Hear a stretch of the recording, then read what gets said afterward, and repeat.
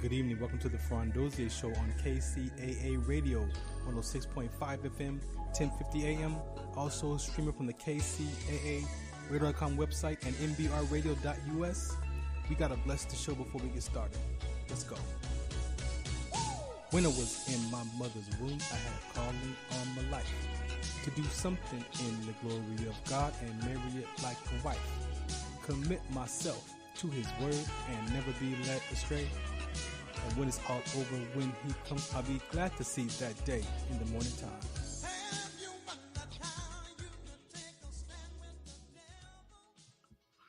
All right, good evening. Welcome to the Farron Dozier Show on KCAA Radio 106.5 FM, 1050 AM. Also streaming from the KCAA Radio.com website and MBR Radio. So make sure, look, go get the apps. KCAA Radio has an app and also MBR has an app. So make sure you go download those apps and catch us streaming wherever you are on the planet now. If you're in your car in the Inland Empire, grab your device, your laptop, you got to get out of your car, type in kcaradio.com, click listen live or watch live, and you can catch us streaming from the station right now. Shouts out to my Sports Collective crew. They are not in the house today. I think they're waiting for the football season to come back, so I think they're going to hang out. Shouts out to Coach Will. He's still working with his son. It's all about getting his son that education, that scholarship. So he's being a dad and a coach all at the same time. So shouts out to Coach Will. Shouts out to Robert Lamar in the zone. We lost one of our close friends, Melvin Nunnery, who created the Scholar Me app in a untimely situation, and so we will be honoring his life this coming week out in Camarillo. Man, that was a tough loss, but we definitely stand in the gap for his family and prayers for their peace of mind. Great man, great guy, cared for athletes, cared for people, cared for families. Introduced to me to support my sickle cell trait talk, in which he did. And so got a couple of episodes with him that we did as well. We did Scholar Me Live, where we interviewed high school athletes. Robert and I did. We had a great relationship, and like I said, unfortunately, we only get an opinion when people pass away. We don't get no say so. We get no say so. So I'm learning not to put my opinion on when and where, why, or how people die. Like, we only get an opinion about that. So we just pray for his family, his daughter, that everybody finds their peace around that. So tonight, very important conversation as you've been following along. Minority mental health is the subject for this month. That is Minority Mental Health Awareness Month. We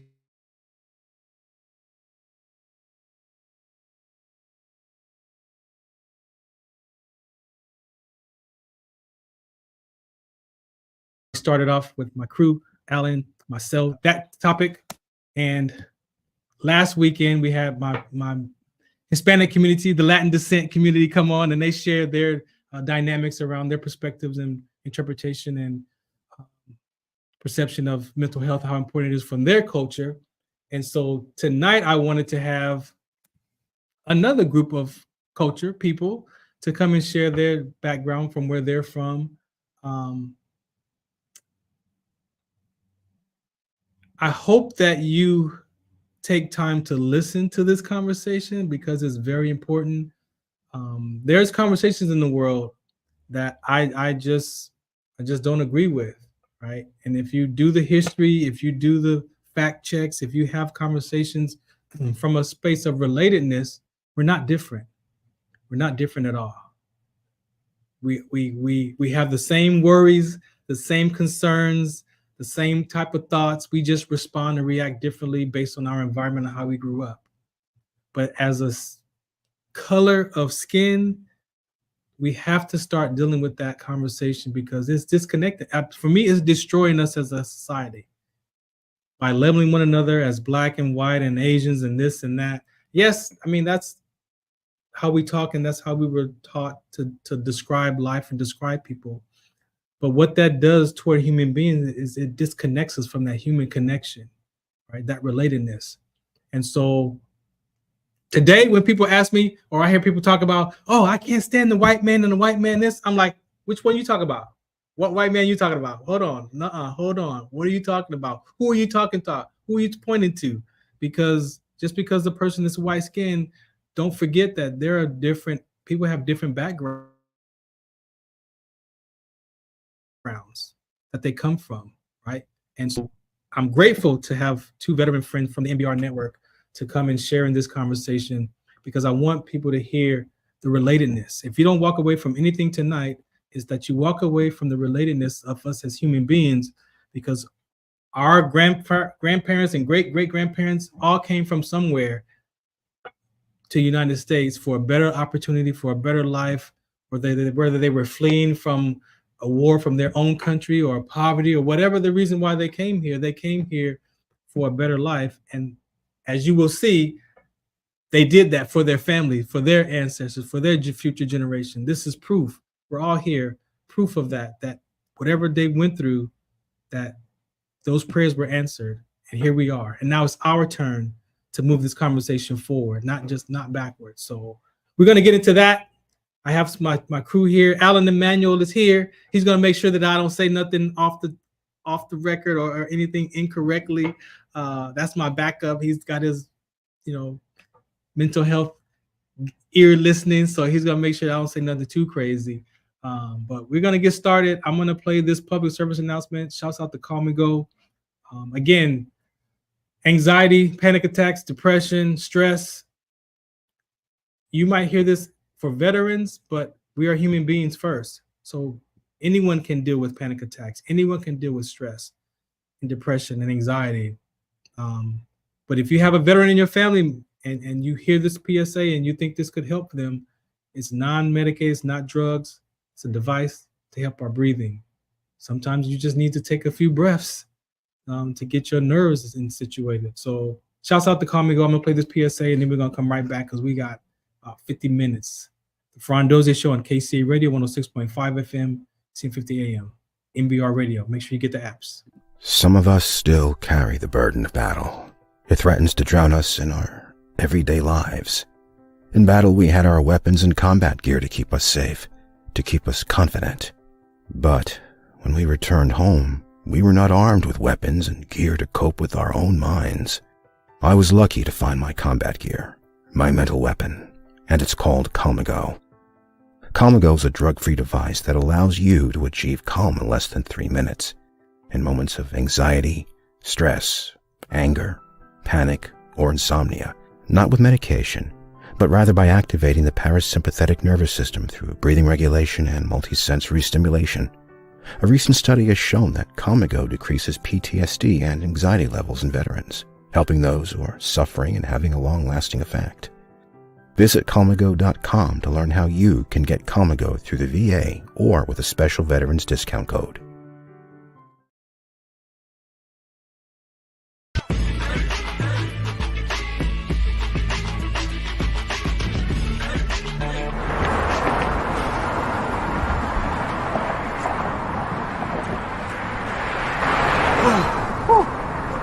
Hey, what's up, man? How you doing? I'm blessed, my brother. How you doing? I'm good, man. I'm good. Hey, did you see the game last night? Oh, that was a good game. But did you see the shot?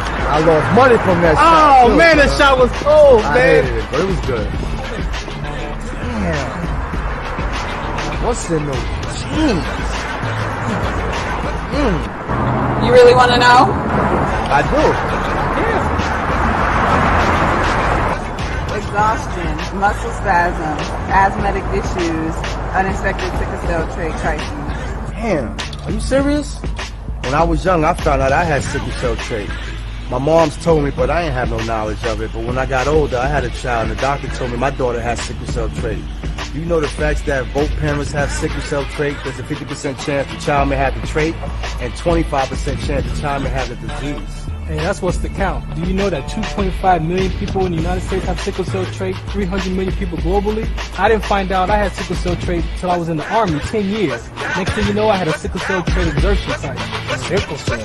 I thought that was a black gene or something. Nah, man, the Latin community is number 2. 1 out of 36,000 babies are being born with sickle cell disease. You could be Caucasian, Mediterranean, European. You gotta know your bloodline, man. There is an inherited gene in our community that has been forgotten. The name is sickle cell trait. WDCONSCT, also known as What's the Count, is out to bring awareness, education, and prevention to people all over the globe. Want more information? Call us now at 323-215-5384 or visit www.wdconsct.org.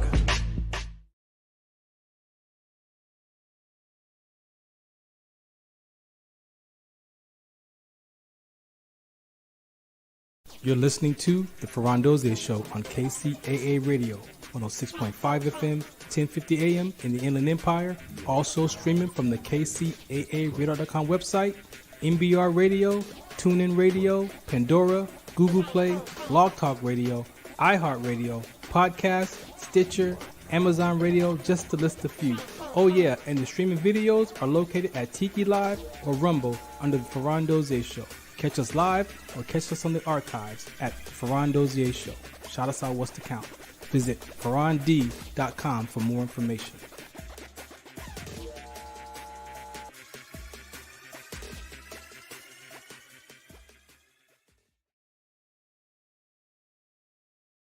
All right, welcome back to the Farron Dozier Show on KCA Radio. If you want more information about sickle cell trait, it's wdconsct.org. That is my life work. After the military, as you heard the PSA, I collapsed from sickle cell trait exertion, became an advocate, and now we deliver that conversation globally. And my teammate right here, what's up, yo? What's going on? You okay this week? You know what? This week has been quite a week. It's been 2 weeks. I wasn't here last week, so it's nice to be back. Mm-hmm. And it's been one of those, like, just trying to catch up with all of the things going on. But I'm happy to be here. I stay in the present moment and remind myself that I'm here, and that's what matters. Hey, thank you for hanging out tonight. This show, I think, is one of the most exciting and important shows for me because of how our society views these conversations, right? And I just that whole black and white and this and that, and like we objectify each other so much to the point where it's just destroying us as a community. And for this to be Minority Mental Health Month, perfect opportunity to rip that Band-Aid off and just have some real life talks, right? And this is why I'm excited. I've been waiting for this episode. So let's just get into it. So let's see, MJ. Hello. Hi. Hello. MJ. How are you? I love your smile, Alan. I'm going to tell you that every time I Thank you, MJ. I'll receive all the love. You're welcome. MJ, introduce yourself to the listeners for me, please. My name is MJ. I'm a Reverend of Light. I'm a Reiki master therapist. I work with belief switch patterns for a conscious, positive thinking of life, that any event or trauma that we go through has a positive outlook and a learning life lesson that Father, Mother, God put us here to learn. I can agree with that. Thank you. Give us a little bit of background of your ancestry, where you came from. So I am second generation Italian, and I am 12th generation Pennsylvania Dutch. So I am 3/4 Italian and 1/4 of Pennsylvania Dutch. So my family were immigrants. They went to Ellis Island. And speaking of minorities, he was Italian. He came from Sambuca. And when he got to Ellis Island, he couldn't speak English. So they called him John Frank, which was not his name. His name was Joseph Deluzio. They also gave him a birth date, which was not his birthday. We had a hard time burying our family because when he did pass, nothing matched. And so we had to do a whole genealogy to go all the way back to Sambuca to this little church that he was born on top of the mountain. Wow. To only find out that his birthday was a month off and his real name.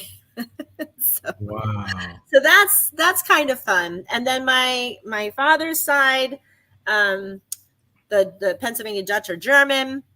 So they were hard farmers. They were all farm people. I was born and raised in Pennsylvania. My grandmother was a dairy farmer, and my pap worked in the steel mills. So, and then that's about my genealogy. I was in a very, very small town, very small town. That's good. Thank you so much for sharing that. And I hope, again, for people to listen, this is why we're having this talk tonight, for the relatedness, right?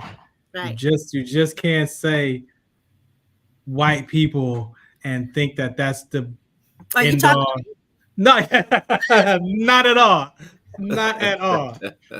So let me bring up Mr. Skelton here.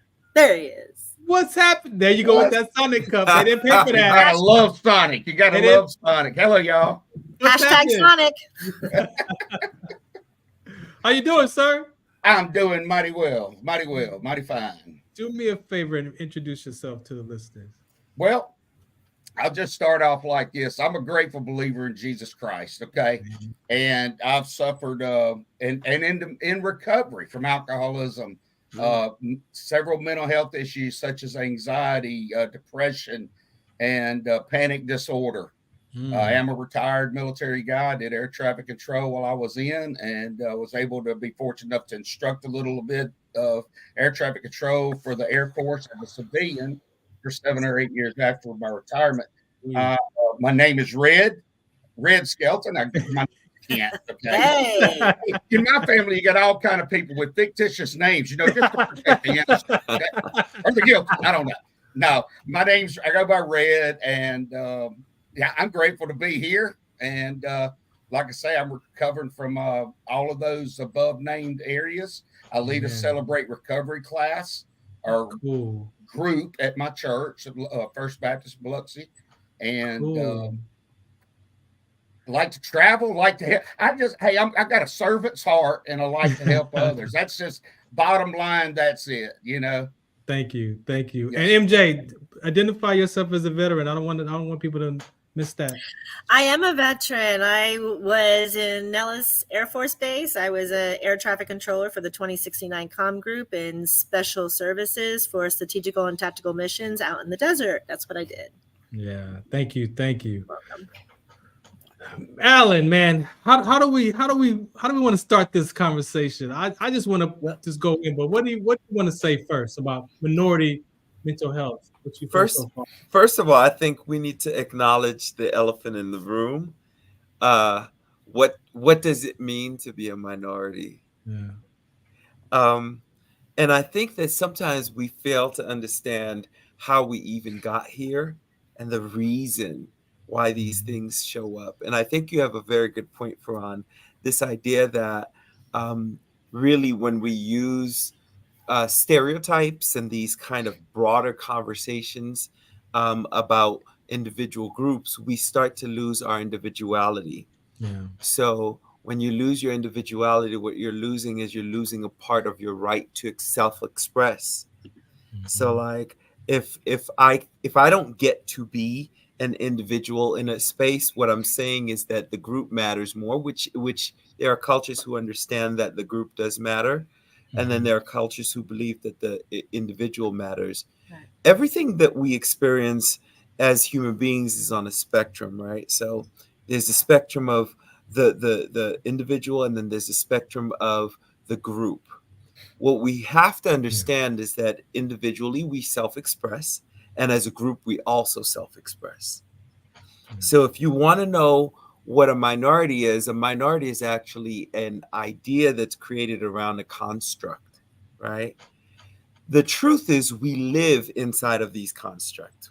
We say there are Black people, there are white people, there are people of this descent and that descent, right? That's how we live in these societies and understand each other's differences. What I believe is that there are differences among human beings.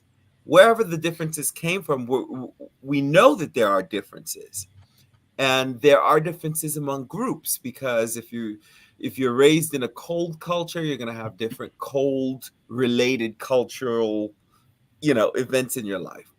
If you live in a hot culture, you're going to have certain things that happen. If you live within a certain mass and there are certain fruits that grow in certain areas, you're going to have certain food differences. Yeah. So there are differences. There are differences among human beings. And if we don't acknowledge differences, then we can't acknowledge the similarities either, because it's all a part of the spectrum that we exist. Right. But you don't look at a butterfly and get mad because this one has blue wings and this one has green and this one has yellow. Right? You kind of look at a butterfly and you say, wow, look at that one with the blue and that one with the red. Human beings are the only ones that have used our ability to ascribe judgment and started saying, well, this one's better because it has the blue and this one's better because it has the green, right? And that's where the conversation needs to become clear. Yeah. What is a minority? And unless we acknowledge that it is a concept that we created, then at that point, we cannot be honest about what are the differences, what are the similarities, and how do they affect us. Yeah. Thank you. And so, yeah. MJ, what do you want to say to that? So I believe this. When I treat people for balance, it's always about balance. And it's always about remembering God made the tree. He didn't make the chair, right? We're conditioned by the time we're 5 years old, the conditioned patterns of our ancestors. So it's beautiful that you brought up, where are you from? Because back to Alain, yes, these concepts or these morals or these upbringings are installed by the time you're 5 years old. You're going to make that adult by a child being 5. Between birth and 5, you have already installed belief patterns, whether they're old patterns, whether they're old belief systems. Now you've installed this. Hence, there are still people today with judgments, with egos. And then when we have these judgments and egos, they're not a balanced system, and we don't know how because we are conditioned. So you almost feel sorry for these people because they know no better, and they're conditioned that way of thinking. It's the same as when I treat some of the people as clients, and when I'm treating them, and it's amazing how many men that are coming in being very emasculated by women. And when we start digging into this is not good, right?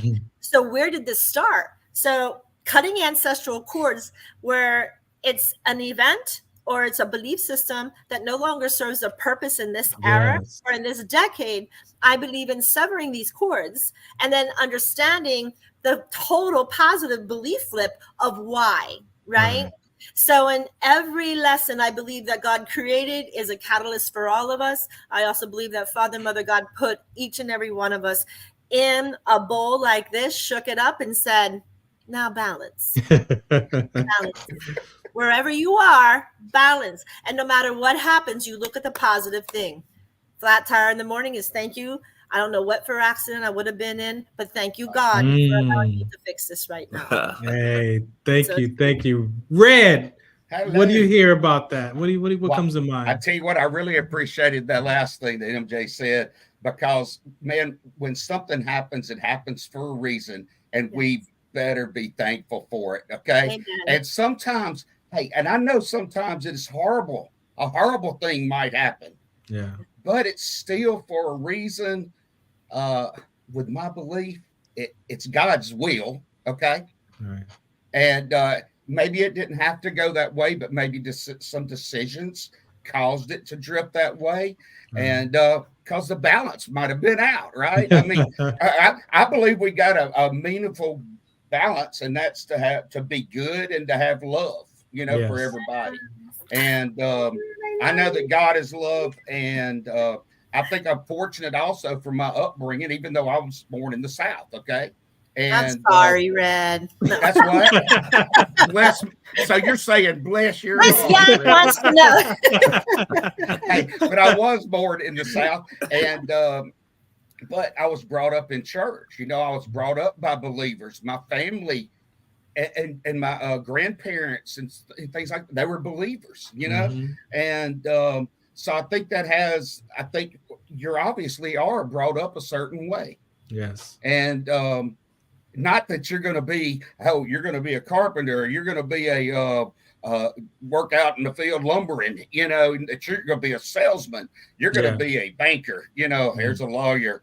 But and granted, a lot of families have that where fathers and sons and daughters take after their mothers and fathers and follow in their footsteps.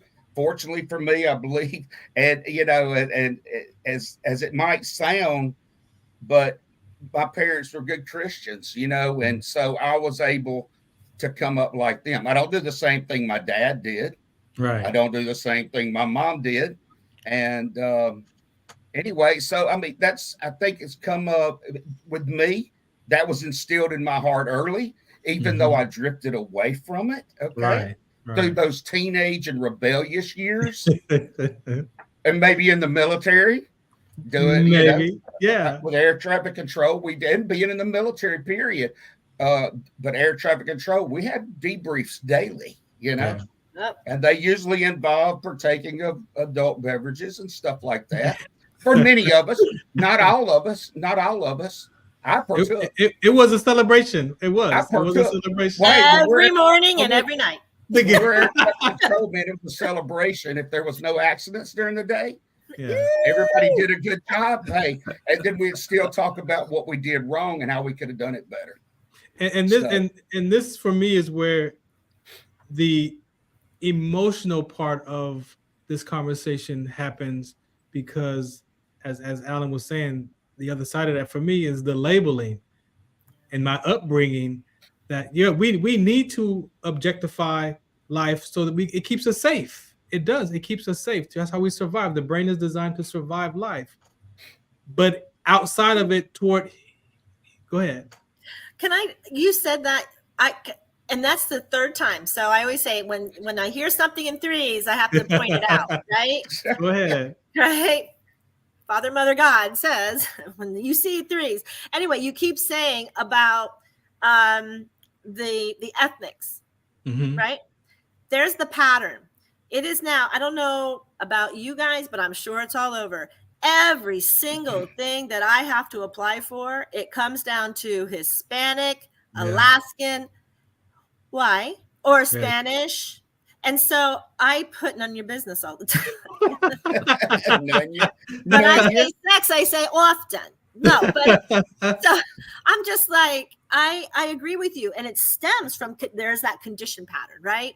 You're conditioned to already know this application is going to come and it's going to favor one of the ethnics, because they wouldn't be asking this question, or they're going to use it in their marketing, which sucks again, because now you're being used as a tool, and that's not good in my book either. Yeah. Just a poem. So I want to say something to that.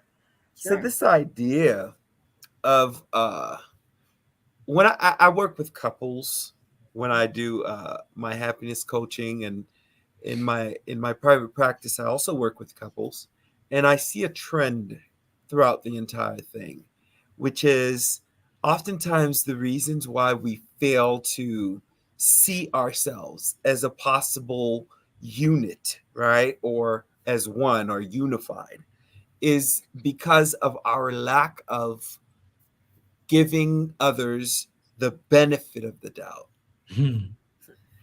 And sometimes it's so easy, because the stories that we tell, and we talk about this all the time on here, about the stories that we tell determine how we see the world. And I love what MJ speaks, the world of conscious positive thinking. It makes a difference, because this is actually a story we get to tell about what's happening. The facts are going to be the facts, but the stories allow us to give us context for what's happening to us and what's happening to other people. Yeah. And inside of those stories, there's meaning, and then there's intention. Yeah. And the benefit of the doubt is that place where you get to say, can I believe the best about somebody until they prove me otherwise? Yes. Right? Because what happens is, it's like the ripples when you put that rock in the ocean. The ripples that you put out, that first rock ripple is really the one that propels the next sequences of ripples. And so if I'm starting from a place of positivity, believing that I can see the best in somebody, even if I see them as different from me, if I see them as not exactly the way I see myself because I see differences, I'm then able to recognize that there is a commonality because I'm open to seeing the similarities in our humanities. You can't even see the similarities. You can't even see the potential of good in another person if the intention doesn't start first with, I give you the benefit of the doubt.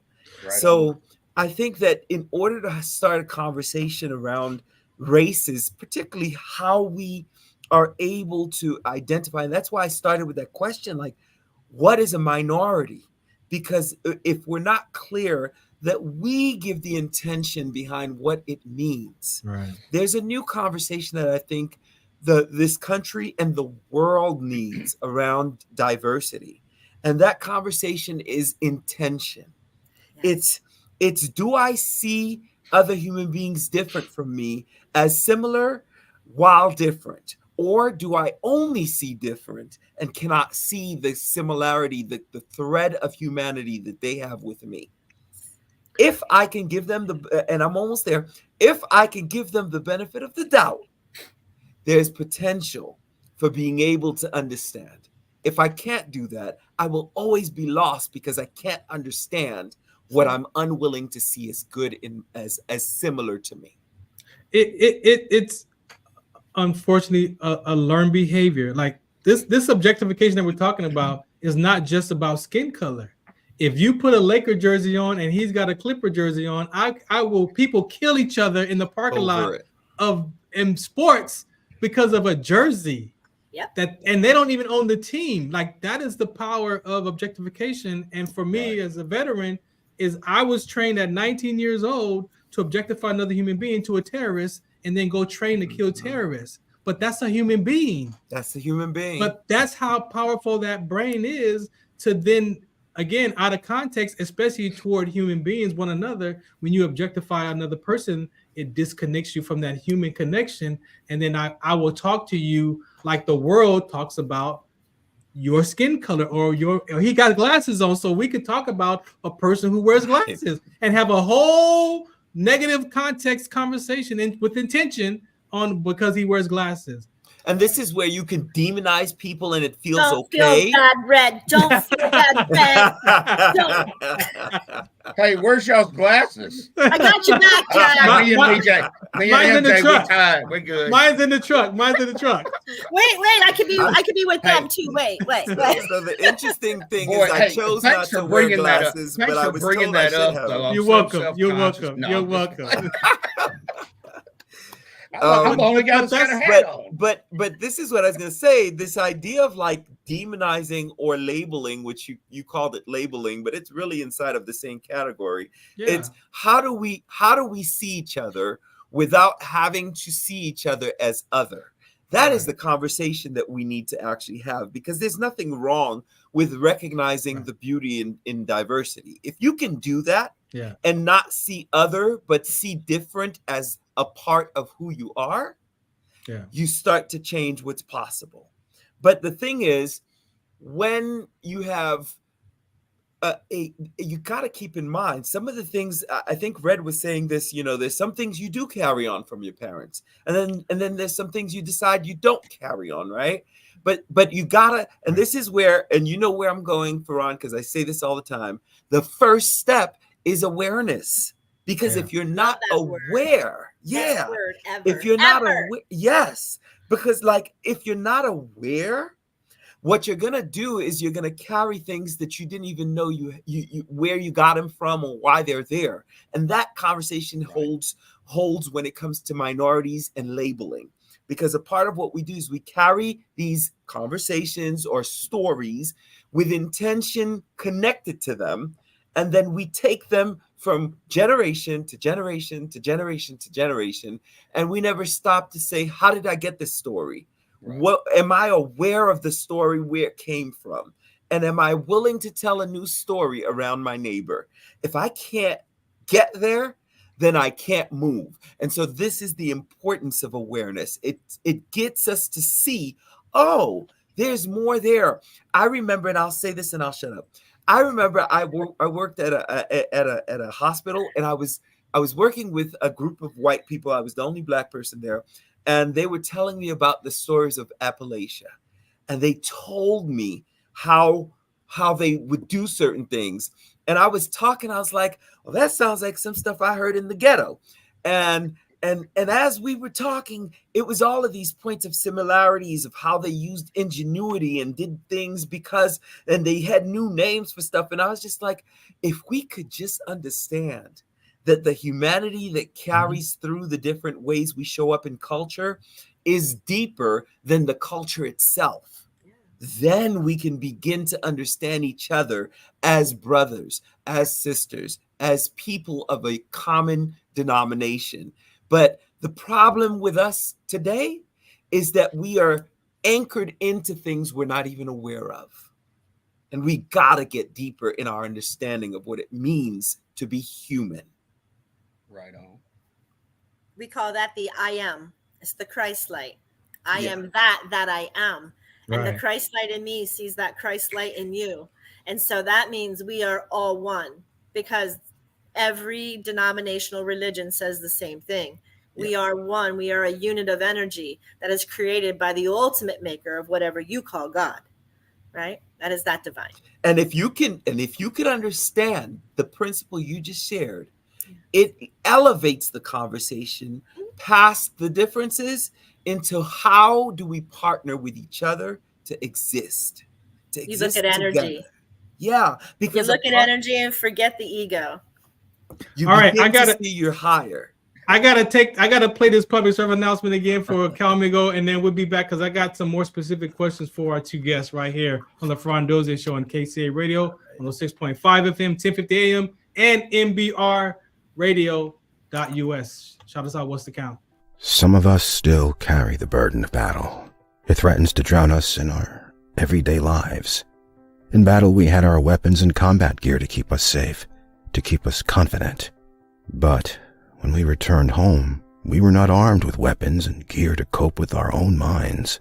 I was lucky to find my combat gear, my mental weapon, and it's called Calmigo. Calmigo is a drug-free device that allows you to achieve calm in less than 3 minutes in moments of anxiety, stress, anger, panic, or insomnia, not with medication, but rather by activating the parasympathetic nervous system through breathing regulation and multisensory stimulation. A recent study has shown that Calmigo decreases PTSD and anxiety levels in veterans, helping those who are suffering and having a long-lasting effect. Visit Calmigo.com to learn how you can get Calmigo through the VA or with a special veterans discount code.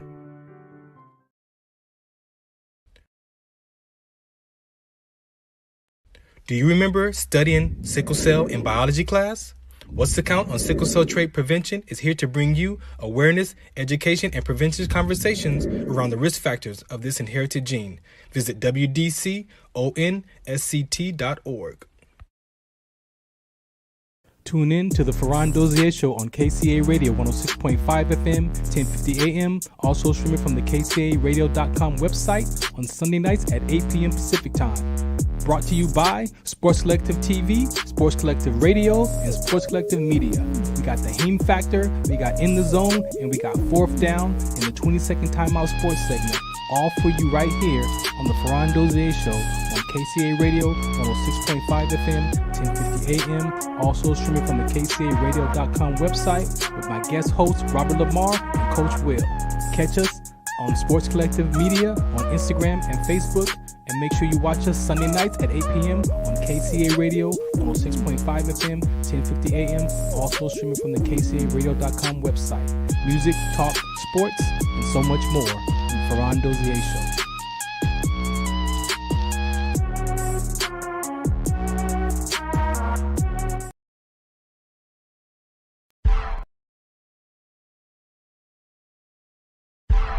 I just wanna praise His name,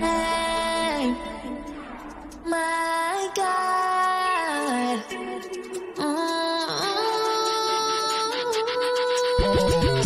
Left His name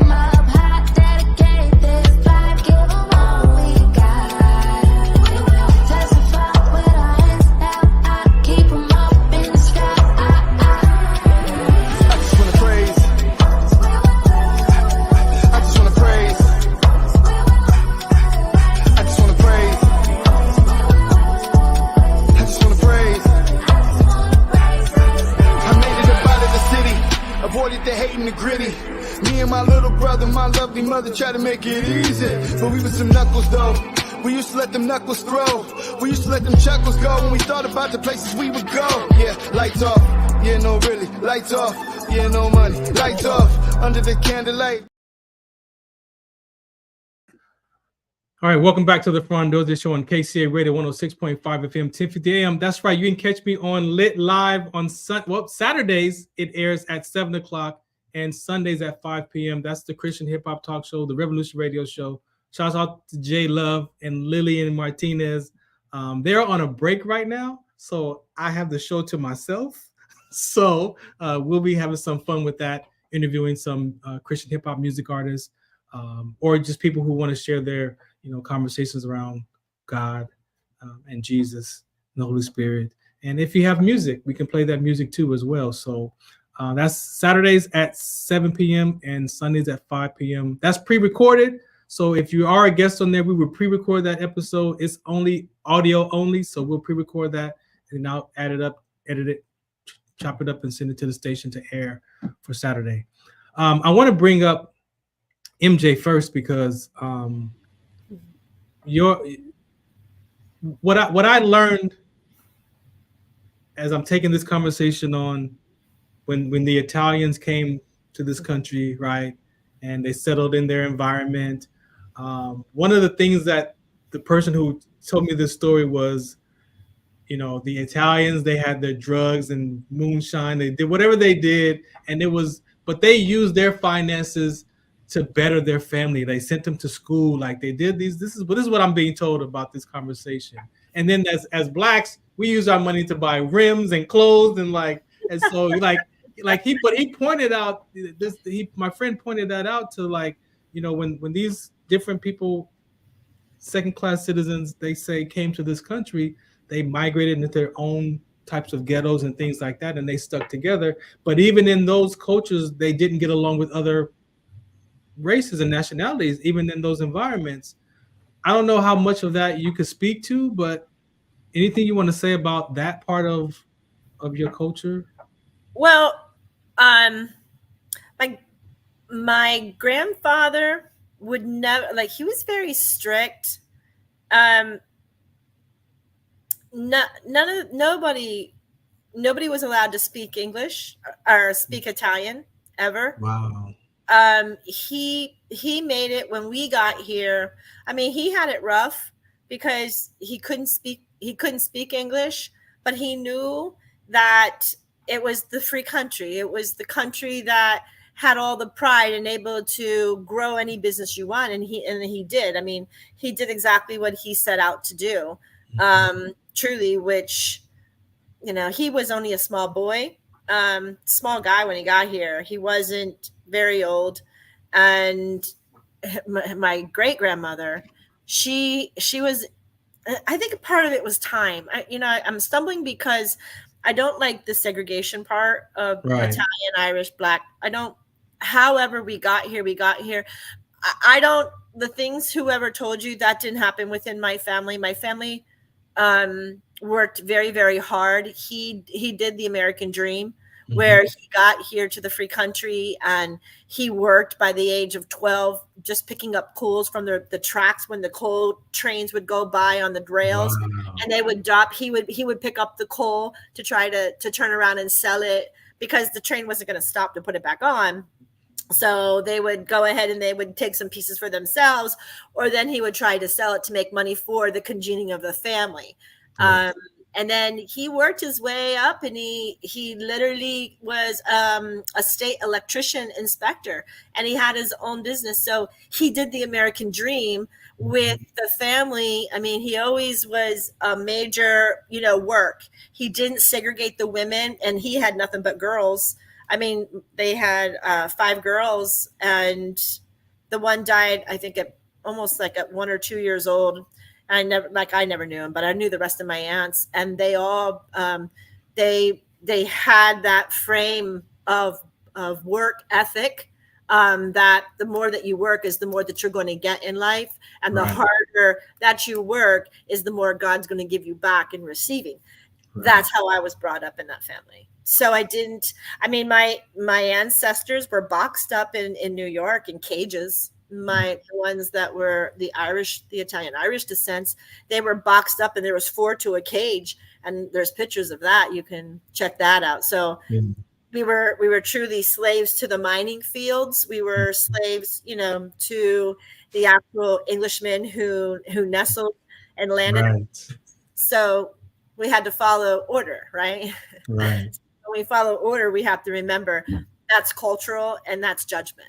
Right? Yeah. Thank you for saying that, because that's the whole part of this conversation, for people to hear the background of people, so we don't have these stories like my friend tells me, like, oh, they just stood there, they sold drugs like we did, and they how did he say?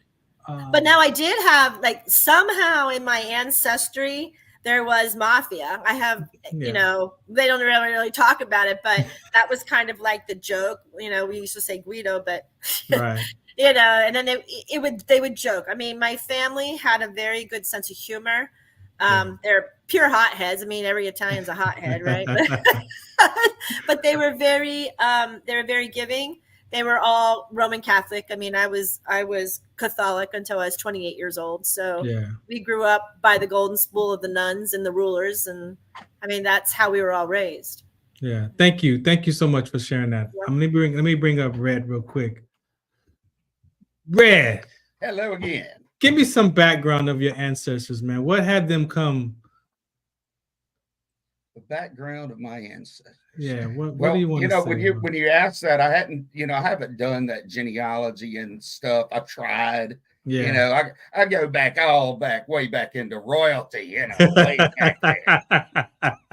I ain't ever seen none of that stuff. But according to the book, but then you can make those wrong left and right turns as you go back, and who knows what. Exactly. When I try to really verify it, I go back to my great grandparents. Most of them coming from somewhere up along the East Coast, not knowing when they actually, or which generation exactly it was that came to the U.S., came to America. I do know that I'm pretty sure my grandmother's one side of her family were the latest, or the most recent to come from Europe. And I'm really pretty sure she was, from England, that area and stuff. So the other ones, though, I really don't know. I know that we didn't have, everybody wasn't university students, college students. There were a couple, in the latter generations, like in my generation. Oh my gosh, I don't know. I'm probably one of the only ones that didn't finish before they ever did a regular job, But I was trying to do it on my own little rebel, but anyway, ended up going in the Air Force, which is the biggest blessing I've had, I think, For sure. as far as a career.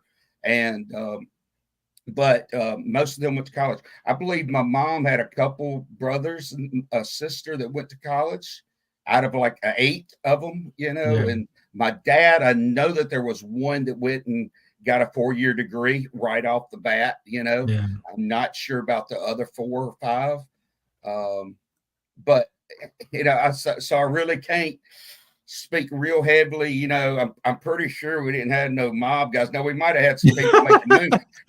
I am from Mississippi, right? Yeah, you are from Mississippi, so they might have had some a little moonshine back on the other side of that hill. I have no idea. Thank you.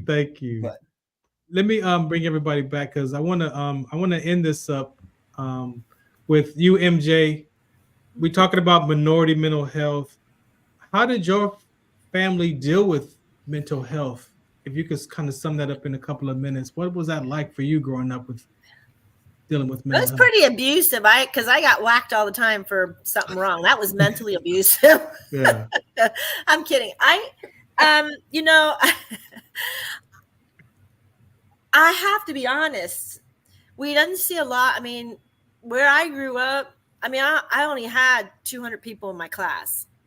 And a lot of them were from neighboring towns, boroughs, or villages. I grew up in a very rural area. So, I mean, I literally had one mulatto and one Chinese guy. Like that was it. But nobody saw them any different. We didn't treat them any different. I mean, not that I was aware of. Yeah. So as far as mental health, we really didn't have a mental health issue in the family.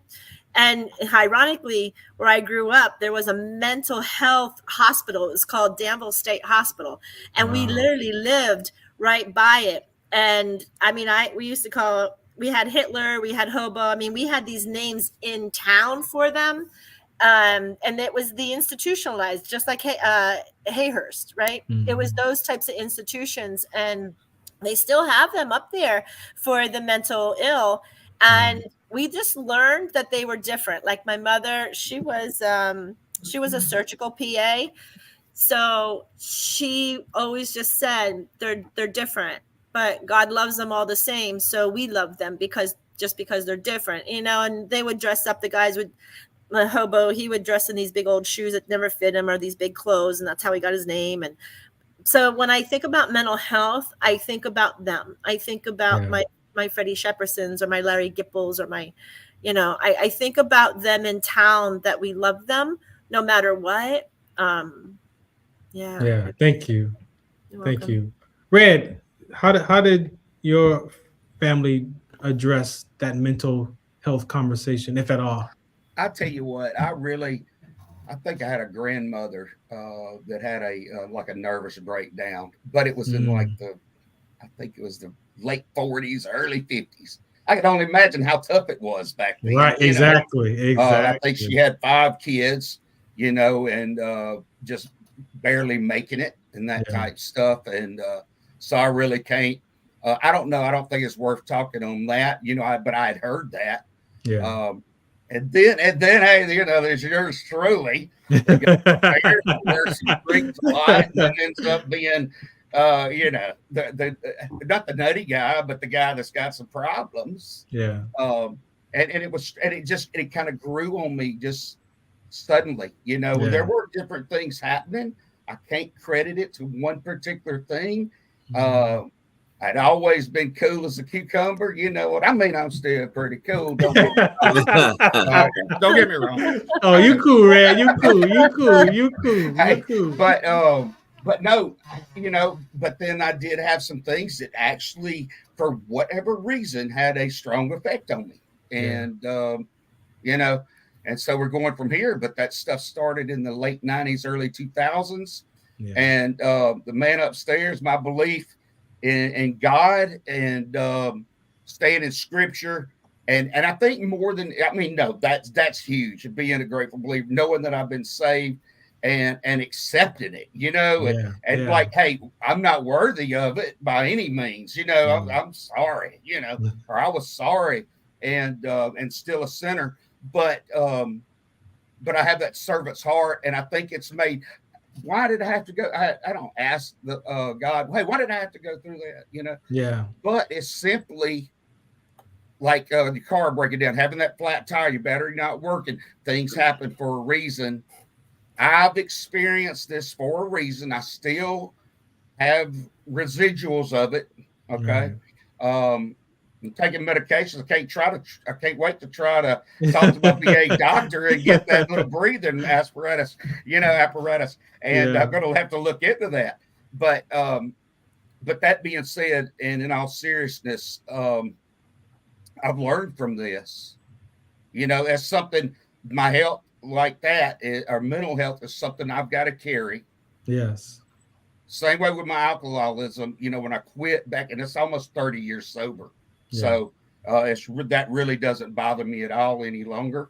Yeah. It's done. It's over. I'm recovered, but I don't stop practicing, you know, staying active, you know, letting it work. But now I've been able to share on all these experiences. And so then there's another blessing, you know, hey, it happened for a reason. Who knows where I would have been if it wouldn't have happened. And who cares, you know? Yeah. But, I feel the same way because, you know, my journey of having the level of mental toughness as a basketball player and then joining the military and that identity changing from a basketball player to the soldier and then all the stuff that I dealt with into my medical retirement. And that was the real trigger of the whole depression and anxiety. Because I mean, we would deal with it, but I play basketball and leave it on the court. We would exercise and we leave it on the court. But when I couldn't physically exercise anymore and I had that mental anguish, it was like, okay, this is different.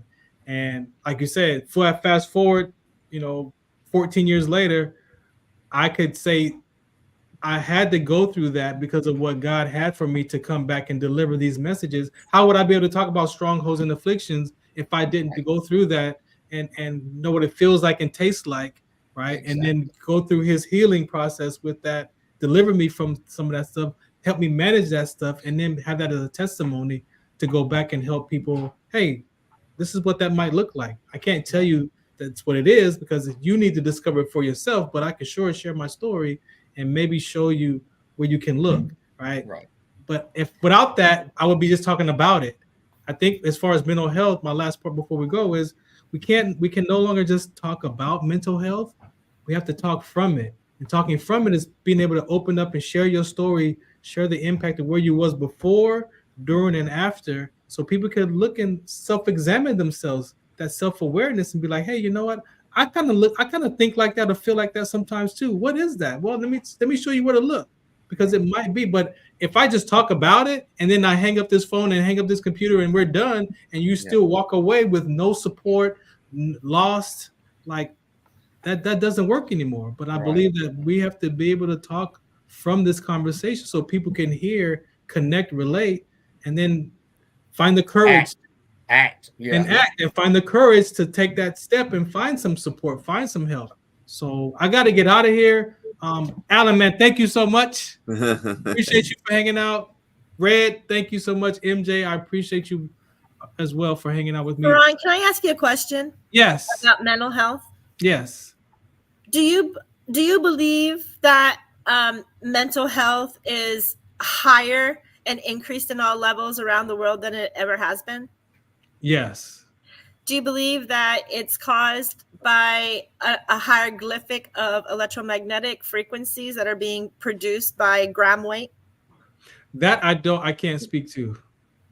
I know that food can cause, because we're chemicals, right? So there's food that can cause depression, anxiety. I know that much, but the other part I don't. But I gotta go. We are done here. We will have this conversation again. This is the Farron Dozier Show on KC Radio, 106.5 FM, 1050 AM. Shout out to y'all. Thank y'all. FarronD.com for more information. See you next Sunday. Peace. Opinions expressed in this program are those of the speakers and do not necessarily reflect the views or positions of any entities they represent. Find us on the web at mbradio.us.